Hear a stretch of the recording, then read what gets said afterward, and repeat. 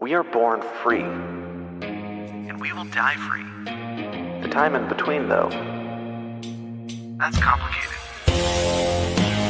In that time, governments, institutions, and our egos will limit our ability to find true freedom in this life. These are real stories of real people overcoming the odds, persevering in justice, and unlocking their potential. Welcome to Finding Freedom.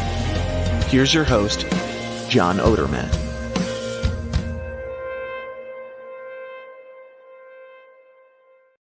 Hey, welcome back to another episode of Finding Freedom, broadcast on the Lions of Liberty Network and also on my Finding Freedom solo feed.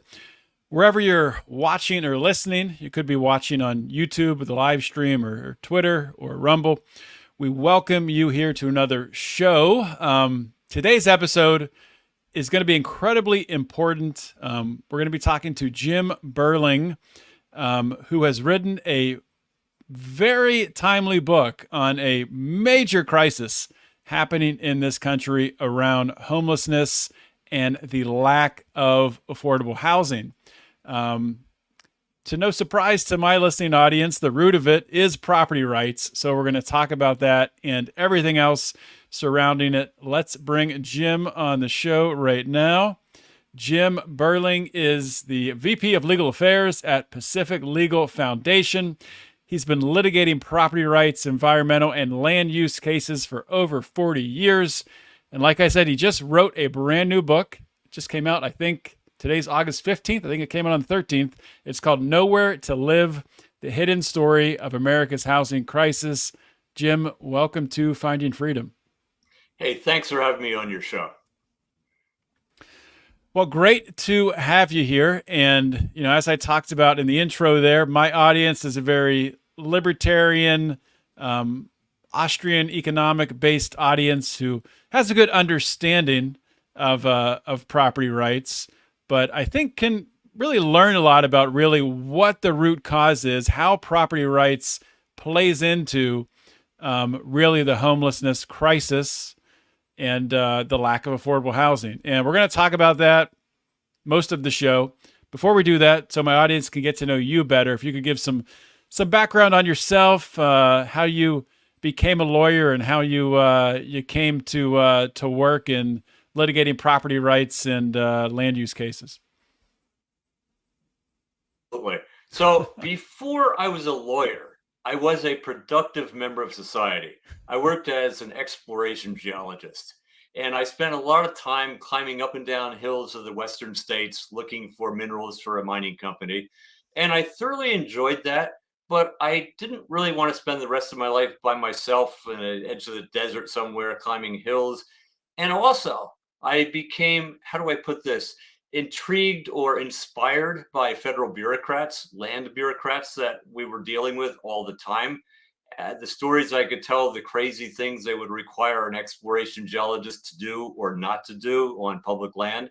It made no sense to me. And I thought, you know, what I really should do. Annoyed is a better word, possibly? Annoyed. Well, I was inspired to go to law school, you see, in order to fight them, because I was thinking what I need to do is I've just lost your audio there, James. Just lost your audio. Can't hear you. Can you hear me now? I can hear you now. Now I got you. We got you back. Okay, so you'll be able to cut and paste these together? Yeah, I can fix this up. No problem. For the purpose of suing bureaucrats who stood in the way of productive use of land and property. And I was really, really fortunate to be hired right out of law school. And that is a nonprofit public interest law firm that represents individuals who are having trouble with government bureaucracy, who may own land and can't use it. And I've been litigating these cases for over 40 years, John. And one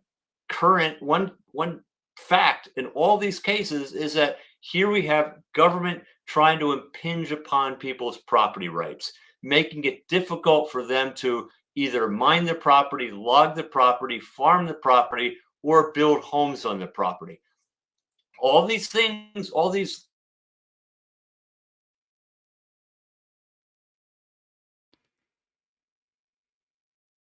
We just lost your audio again. Let's try this. Let's try turning off your camera and see if that works better. That can help. Okay, So, the camera. all right, I'm going to turn mine off as well, so it's not just a picture of me.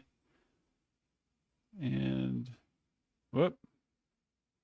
You can try the telephone. I've had to do that with another podcast earlier today. Let's try this. I'm going to end. Actually, we'll continue with the live stream, and we'll just go continue with audio. So, I wish these would appear on the screen though.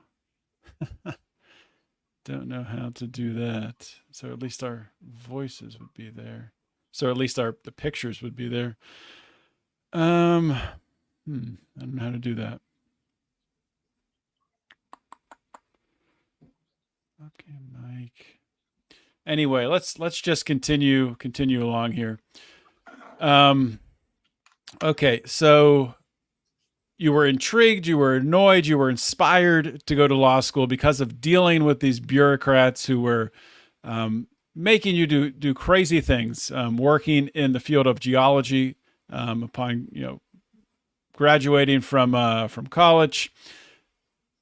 So how does that then lead you to, and maybe this is a huge leap, but did you pretty much work the entire time until you wrote this book? Has your entire career been in litigating property rights, environmental, land use cases, or did you go into different fields within the legal realm? No, I've pretty much spent my entire 40 years representing landowners in fighting for their property rights. I spent a few years up in Alaska representing the small miners up there when they were basically assaulted by lawsuits filed by the Sierra Club and other environmental groups to try to shut them all down. I spent a lot of time representing people trying to build homes and on the California coast.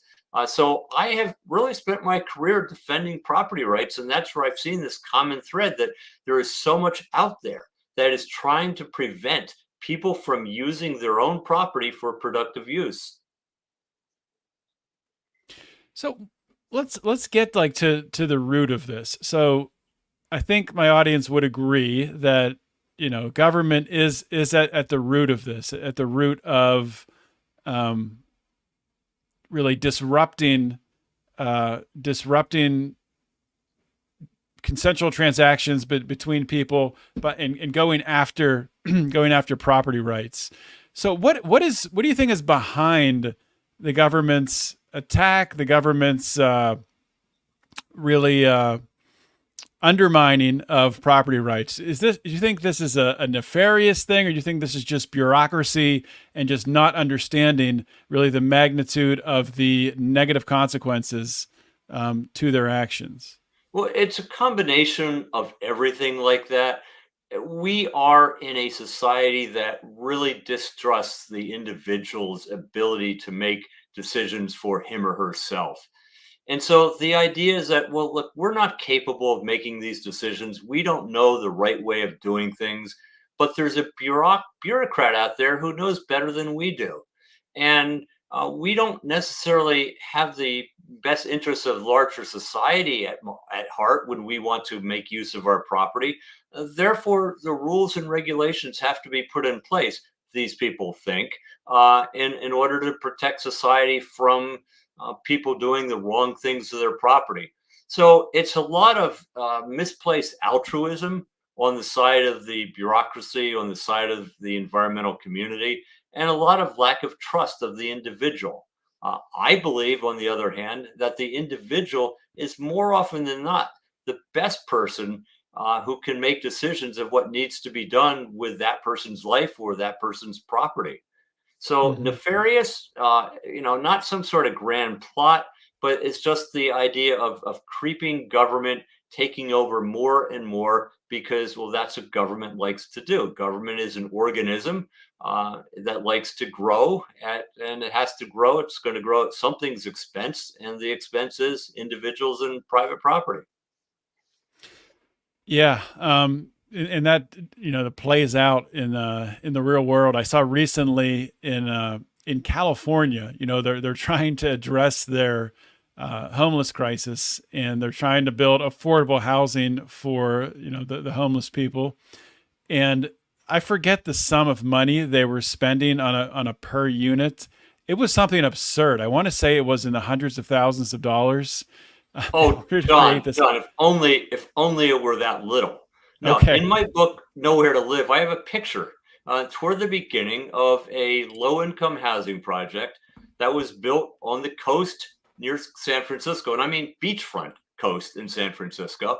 And there's a big sign in front of it saying "Proudly made by Union such and such," and those units cost $1 million a piece. So Los Angeles passed a bond measure setting aside $1.2 billion with a B for homeless development and Mhm. building homeless shelters or homeless apartments. But $1.2 billion, you divide that by $1 million, you only have 1,200 units, and you have about 80,000 homeless on the streets of LA and surrounding area. Do Mhm. the math. It's not going to work. It's not going to solve the problem. You're throwing money at it.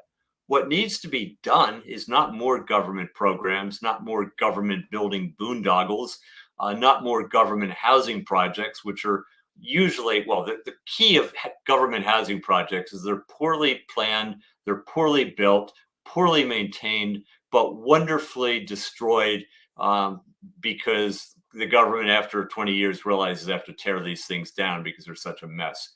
No, the key is allowing individual property owners to build the homes that people want where people want to live. It used to be if you had 10 acres of land, you could put down 20 acres of 20 homes on that property easily, or maybe 40 homes on that property, as long as you weren't creating a nuisance and you built the roads and the utilities that were needed, all that kind of thing. But today, if you want to build that number of homes, well, in good parts of the country, that's illegal. You can't build homes on small lots anymore. You can't build small homes. John, my first home when I bought it in the late 1970s with my wife was 900 square feet, 2 bedroom, 1 bath, and we thought that was great. You Mhm. can't build homes like that anymore. Not that developers would want to because there's so little available for building anyway, but our zoning laws, our environmental regulations just makes it impossible to build the homes people need where they want to live. So is the answer to this really, what libertarians have been saying all this time, that, we need to end the EPA, we need to put it to really clean up, to unregulate this market? I mean, is that as simple as it is? Is that the only path forward? Well, I want to make it clear. I'm not opposed to all regulatory constraints. Hmm. Part of my book, Nowhere to Live, I talk about the tenement housing in New York City in the 1800s. And here, apartments were built that had no running water, no sewage, there's no toilets, Hmm. and many of them had no air. And I mean no air, I don't mean air conditioning. I mean no air. There are no windows in a lot of Wow. these apartments. And these are horrific places. And we have regulations to prevent that kind of construction anymore. And that's not a bad thing. On the other hand, we have so many regulations now, so many requirements that it's become impossible to build the kind of housing people want.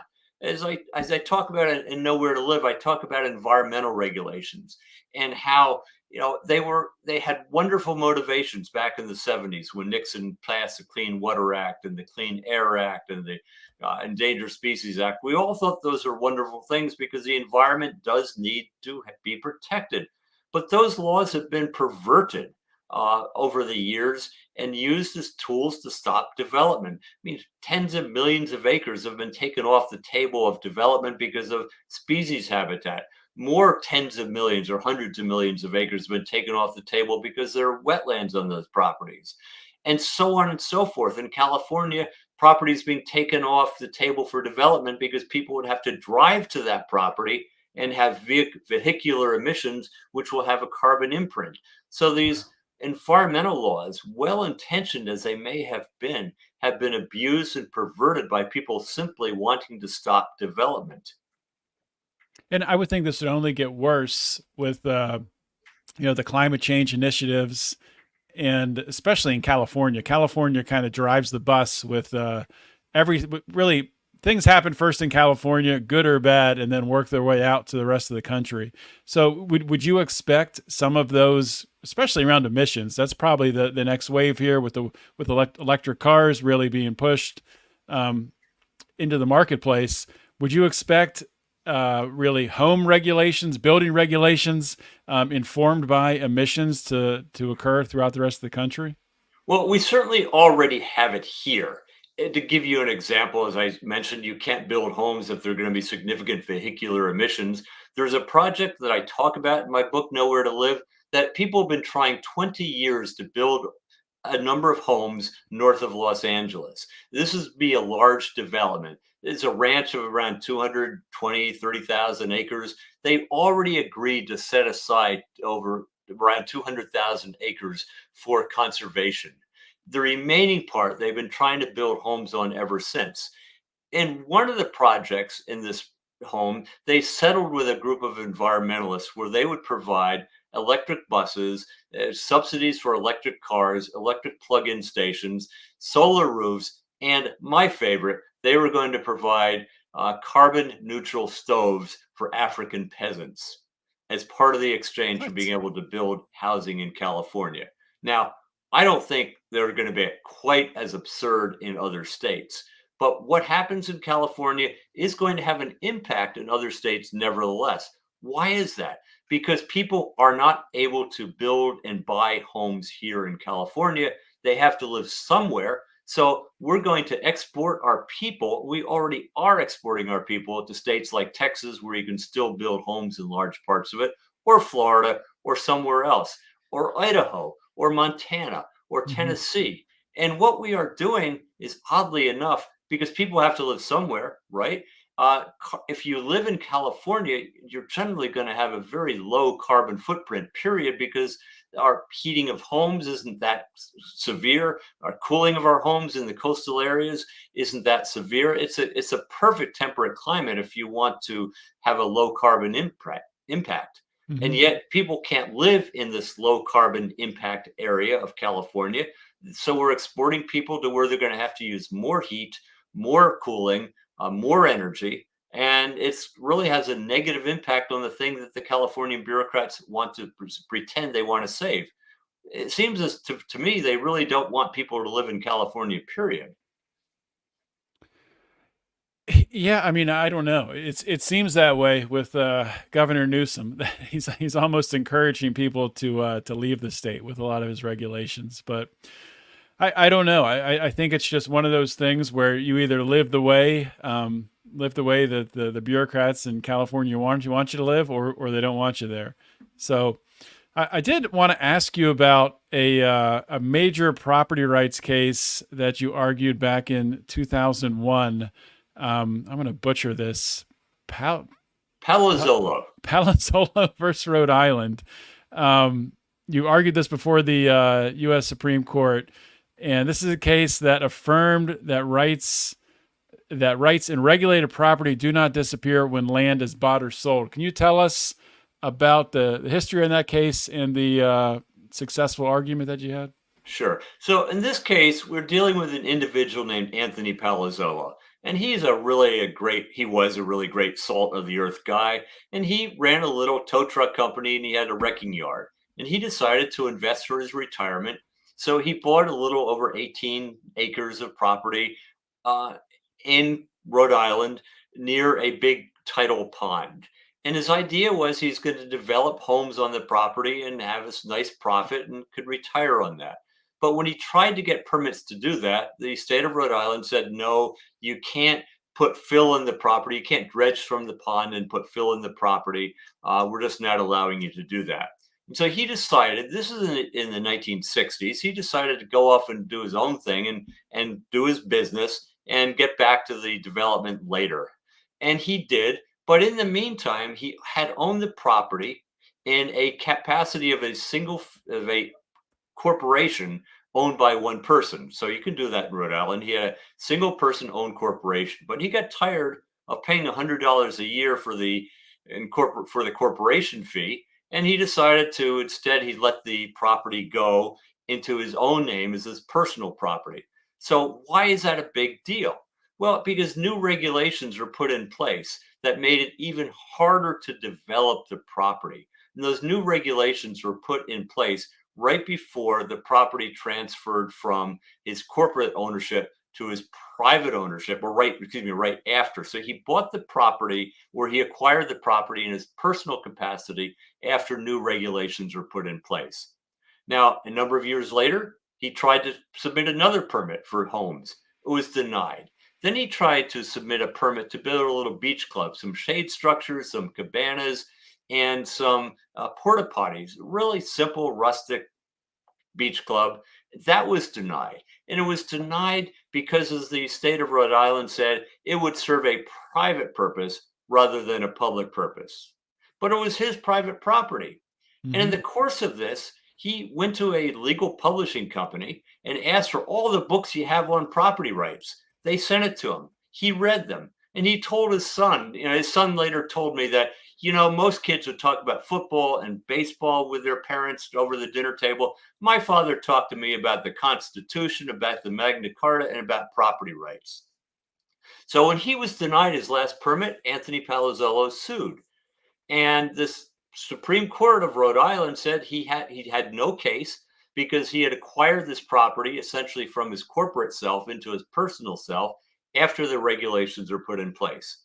And we thought that was outrageous. We thought that he should have the right to challenge Rhode Island's regulations as being confiscatory, as being a regulatory taking, because they weren't allowing him to make any use of the property. And we took the case over and I argued it at the Supreme Court. And it was a fascinating argument. I loved every minute of it. But what I especially loved was opposing counsel, who happened to be the Attorney General of the state of Rhode Island. And he thought he could get some glory by arguing this case and winning it. Well, he lost it. But eventually, he was no longer Attorney General, and he is now Senator Sheldon Whitehouse. So, yes, I argued a case against Senator Sheldon Whitehouse, Hmm. and I won the case, or Anthony Palazzolo won the case. He had a right to go to court to challenge the regulations as being a taking of his property, even though he had acquired the property in his personal capacity after the regulations were put in place.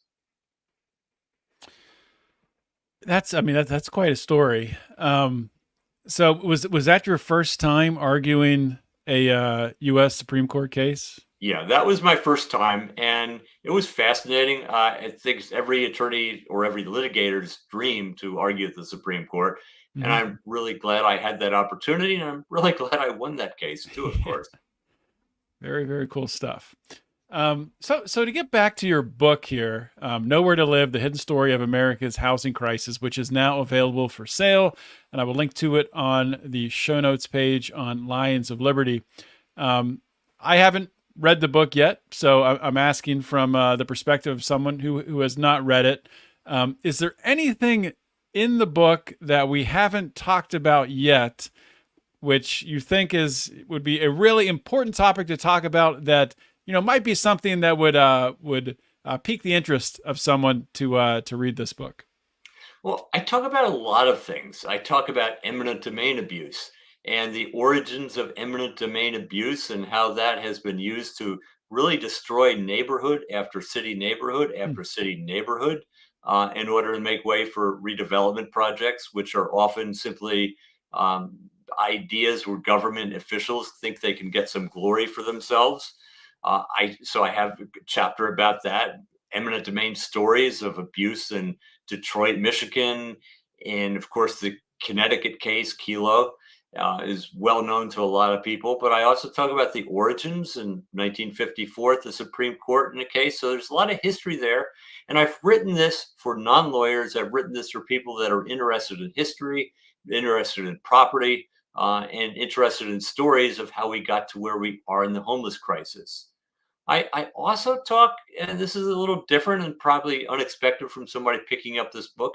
I talk about my experiences as a volunteer in a mental hospital in upstate New York in the mid 1970s when I was an undergraduate. I went into a mental hospital and I talked to a lot of the patients, and the idea was to try to socialize them so they could uh, interact with people other than the people who were essentially their wardens or jailers or whatever in a mental hospital, one of these large institutions that we used to have around the country. And in 1976, they all began to tell me, "Hey, Jim, I'm going to a halfway house." And I said, "Great. How long are you going to be there?" "6 months." "Oh, Jim, I'm going to a halfway house in Schenectady for 6 months." "Oh, Jim, I'm going to Albany. I'm going to be in a halfway house for 6 months." And then I'd ask them, "Well, what happens after 6 months? What happens after 6 months?" Right? The answer was, "I don't know. I don't know. They haven't told me yet." And the answer was that after 6 months, they were released from the halfway house. And these poor, ill people turned out to be the people that have been inhabiting our streets and jails ever since. So I talk about another failed government policy. The idea was one, to save money and give more freedom to people, but it was done in a highly and totally irresponsible way.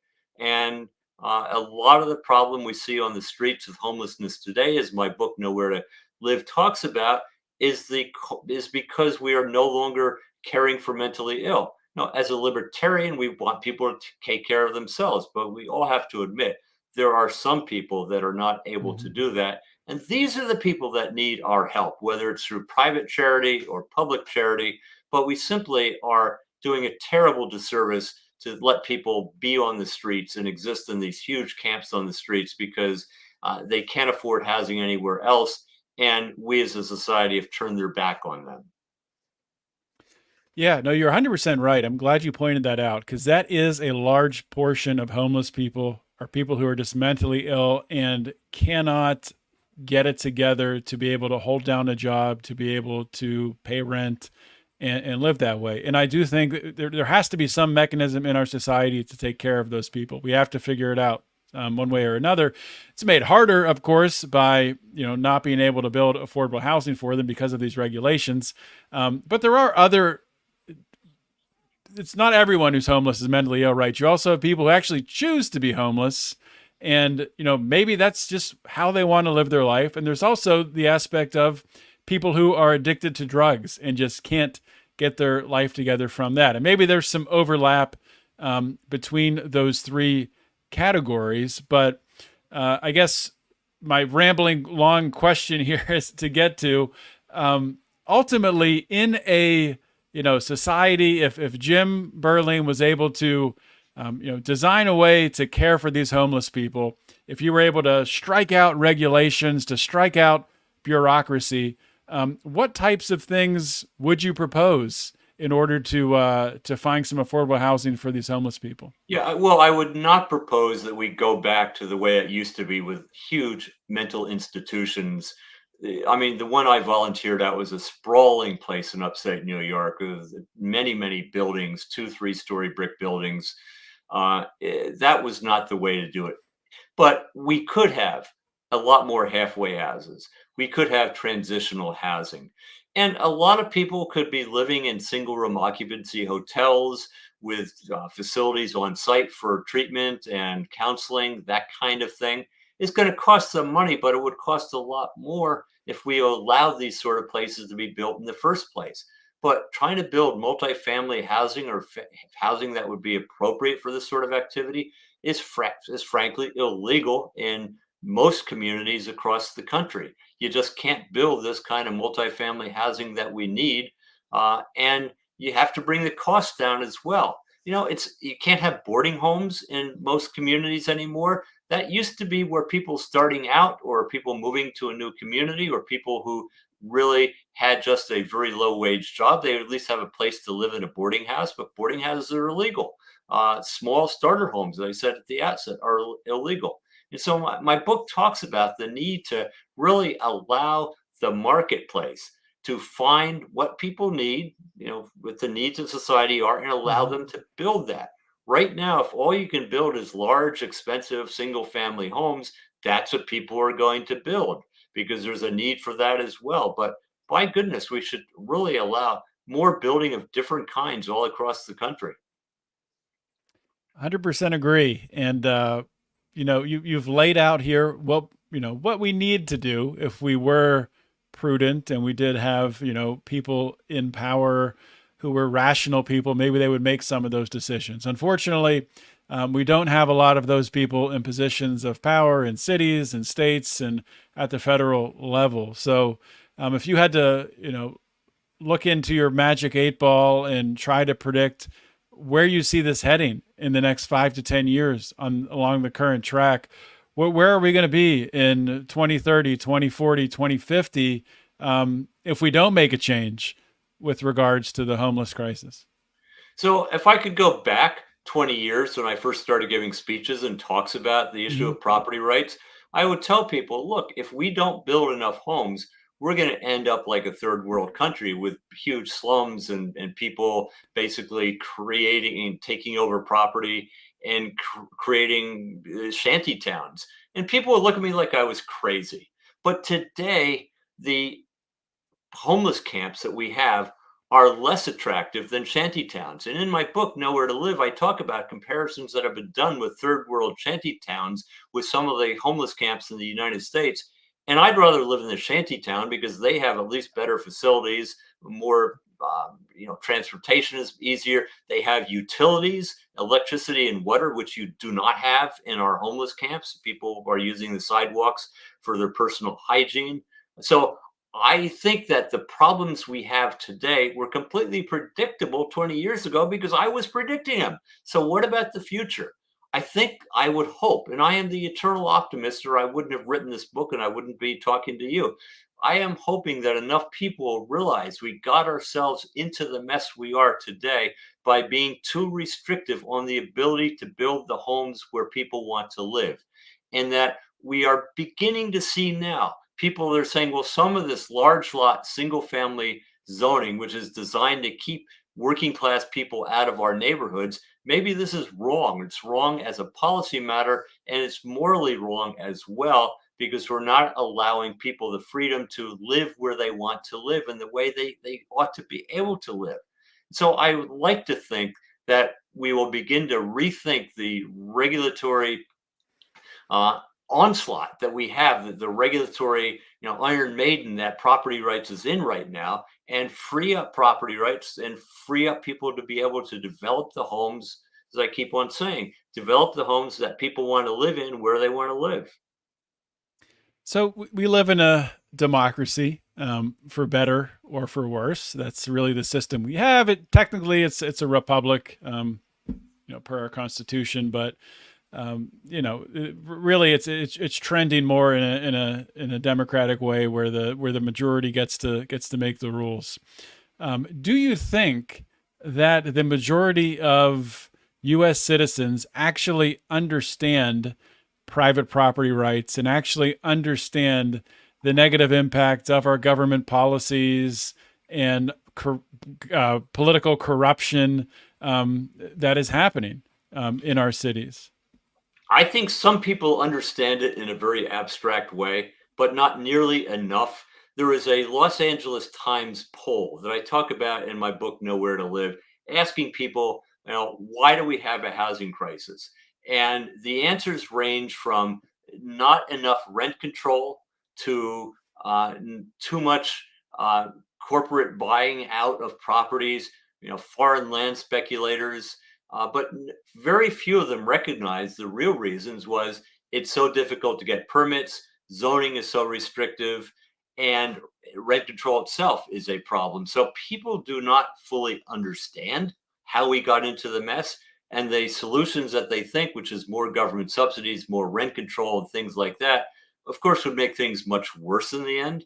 So Mhm. that's one reason why I wrote the book, to try to have a little bit of education in this issue so people will understand that government is not the solution to our housing crisis. Government is the cause of our housing crisis. And to get out of it, we'll need to have less, not more government. Yeah, that's absolutely the case.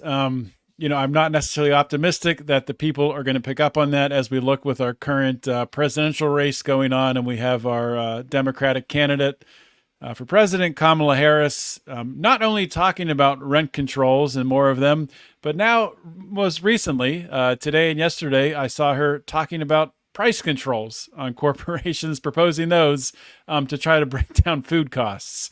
So it's comical because it's going to lead to a food shortage, which is not funny. I'm just laughing because there's almost nothing else you can do at this point. But that is the current state of understanding that we have in our electorate when it comes to price controls, which is really a shame. Yeah, for those of us who remember, and I'm old enough to remember what happens during the first gas crisis because we had controls on gasoline prices. Well, all of a sudden we had shortages, duh. Or Nixon's wage and price controls. I was in high school when that happened, and that was a mess. And it took us a while to get out of that mess. We don't seem to have the capacity of learning, or the progressive left doesn't seem to have the capacity of learning that governmental interference in the free market only causes greater problems down the end. It's like rent control. I talk about it in my book. It's sort of like taking somebody shivering on the street and coming up to that person with a nice big bowl of soup, and then taking the bowl of soup and dumping it on the person's head on a cold day. Now, they're going to feel really nice and warm for about 15 or 20 seconds. But after the soup begins to cool, they're going to feel a lot colder. And that's what some of our regulations are like. It's nice to have rent control. You get a nice rent controlled apartment, but in the long run, it's going to cause prices to be worse. And it's going to cause your housing conditions to be worse. So these panaceas of coming out and just, handing something out like rent control is like giving somebody soup, but not giving it them to eat, but just pouring it over their head.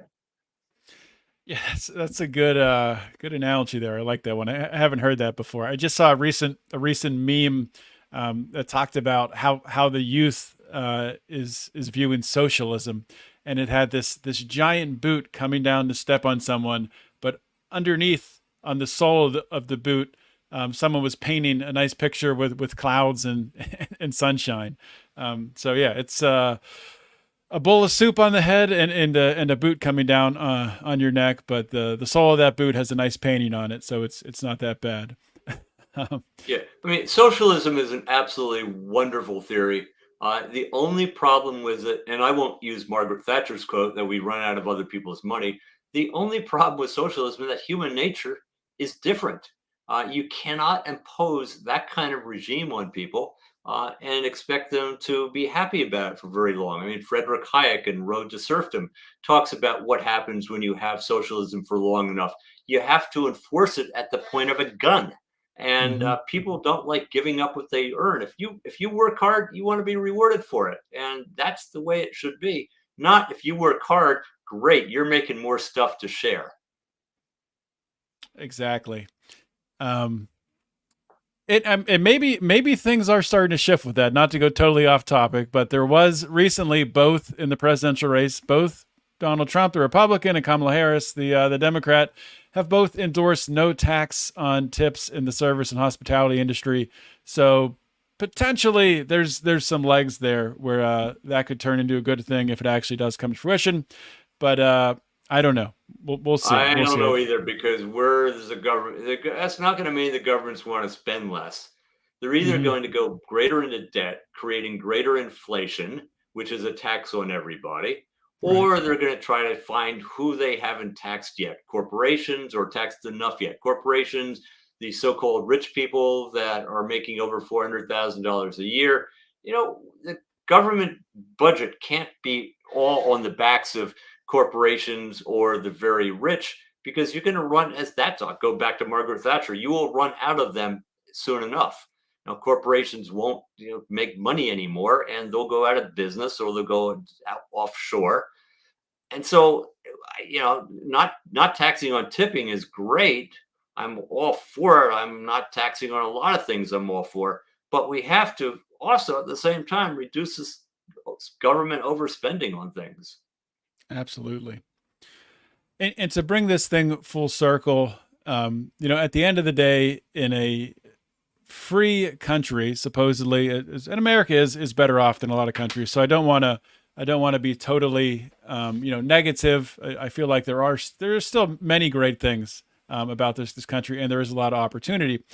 But as regulations and political corruption, political manipulation continues to occur in this country, as taxation increases, if taxation increases on corporations or on entrepreneurs who are making more than 400,000, ultimately it's going to drive people not to create, and it's going to reduce the amount of prosperity, and that's not good for anybody. And unfortunately, when things like this happen and the pendulum swings, the correction is too late. So hopefully we're able to avoid going too far down the road to serfdom, that we can't make a trek back. I try to remain optimistic. I hope that this episode isn't coming off as being a black pill and pessimistic, but the topics we're talking about here honestly we're in a crisis, right?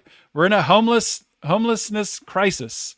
There's not enough housing. People are literally living on the streets, dying on the streets. And if you're in a major city, all you have to do is look around. So just wanted to get one last question, get your feeling on what your feeling is on, are you pessimistic right now, optimistic for the state of this country? What's your general feeling? Well, John, as I said at the outset, I'm an optimist. I have to be an optimist, or I wouldn't have written Nowhere to Live, the hidden story of America's housing crisis, because I'm an optimist that if enough people talk about these issues, if enough people understand these issues, we can begin to turn things around. This country has faced tough times in the past. We have had very tough times in the past, and we've gotten out of these tough times because Americans are resilient, they're creative, and bottom line, they believe in free enterprise. We just have to let that happen. And that is my hope that we will. I can get behind that message. So Jim, if you could just give plugs, anything that you'd like to point people towards, be it social media or a website, and also if you could let people know where they can find your book. Absolutely. First of all, you could go to our website, pacificlegal.org, and learn all about the cases that we've had over the years at the Supreme Court, where we've won 18 of the last 20 cases we brought to the court. And that is cases where we have represented the individuals and actually stood up and argued before the justices, not friend of the court briefing. We have actually had these cases and won them. And you can find a lot more about those and all the cases we have dealing with the administrative state, dealing with property rights, dealing with government discrimination at pacificlegal.org. For the book, we have a website on the book that tells you more about it called nowheretolive.org. Or you can simply go on to Amazon and look up the book. It's written by me, James Burling, and it is Nowhere to Live, the hidden story of America's housing crisis. And as I said, I think you'll find it entertaining. You will find it somehow maddening and sometimes, but I think at the end it could give you some hope. And I'd like to think it's a good read. All right. Well, I will definitely be picking it up myself, and just wanted to thank you, Jim, for coming on the show and explaining these complicated topics to my audience. Like I said at the top, my audience is very much on board with property rights and understands the importance of them. But thank you for really going through the details and conveying this very important message. Well, it's my pleasure to be with you, John. I've enjoyed this. All right. Thanks again, Jim. All right. Bye.